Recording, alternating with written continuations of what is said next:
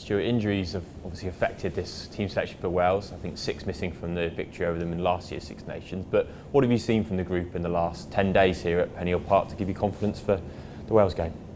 Well, I still think it's an experienced team, and there's a lot of players that played in our last game against Australia. So there's a lot of cohesion that we've built on the back of that autumn international win.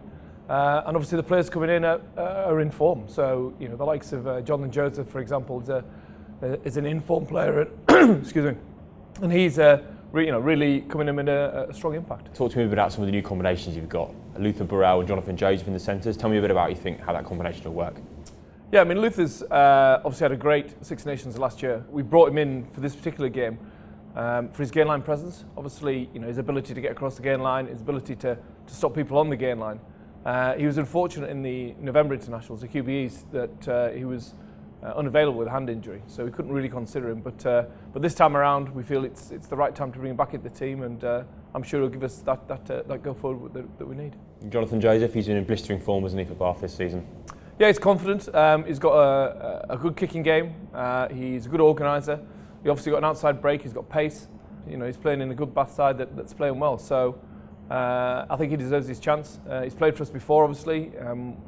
Back in South Africa, he was in the camp in the November international. So obviously he was up to speed with the game plan and everything. So deserves his chance. And Dave Atwood and George Cruz at second row, both performed well during the QB internationals, as you mentioned. How much are you looking forward to seeing them go well together? Yeah, I mean, George obviously got an opportunity right at the start, coming on early in that New Zealand game, and from that point onwards, he was excellent. Really, ran the line out well, confidence, good physical player, good athlete. I think his combination with Dave will give us real power in the second row. You know, a strong front row. So hopefully that their combination together will give us that, but also that line out expertise and pressure that we're going to need to try and stop Wales getting good quick ball. Lions returning on the bench as well. How important are they, do you think, going to be in terms of experience, game know-how, and providing a bit of ballast potentially later in the game? Yeah, I think collectively the bench is strong, and you're right in that it has experience in it. So Tom Croft coming back in the equation, playing well for Leicester recently. Obviously Mako and Tom Youngs as well. Both of whom were missing in the QBEs. Dan Cole obviously coming back to start. So you know the arrival of those players back in the squad has given us a lift. And obviously Nick Easter as well, who's a very experienced player, and he's added his value both on and off the field. How has he been?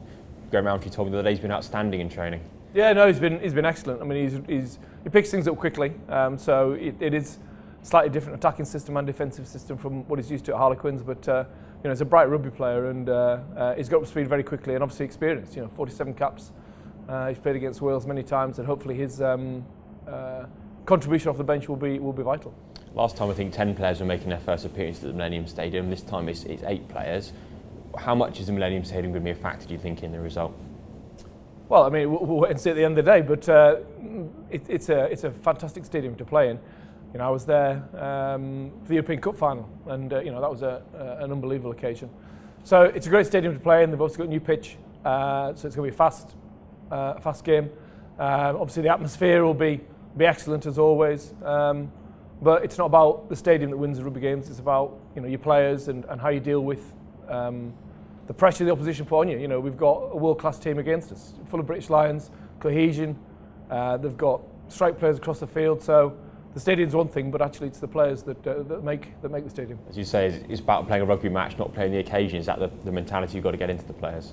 Yeah, well, it's playing the opposition. It's playing your individual man and getting on top of him. And I think that's the challenge for all our players. In that we go there confident, but also respectful of the opposition that we're playing. They're a strong team. They've played well together during that November period. A lot of experience, but we're simply confident. We played them this time last year, and we got a good win at Twickenham. How much does this game mean to you after what happened 2 years ago? How much does it mean to you and the players to get a win down there? Yeah, I mean, it's a huge challenge. Obviously it was disappointing 2 years ago. We did play a game last year that we won. That's obviously gives us a lot of confidence as well. So, but no, it was a difficult evening, and for me personally, it's another game, but it's the start of the Six Nations, and to get the Six Nations off with a win and momentum is crucial. So that's what our energies will be focused on. First of 8 games now before the World Cup. Can you sum up your excitement at the start of this year? it's a big year without put too fine a point on it. But you can't get too carried away thinking about September and October when you've got 2 days away from playing Wales in Cardiff. So that's where the attention goes, and so it should. And then we'll go on to Italy next week back home at Twickenham.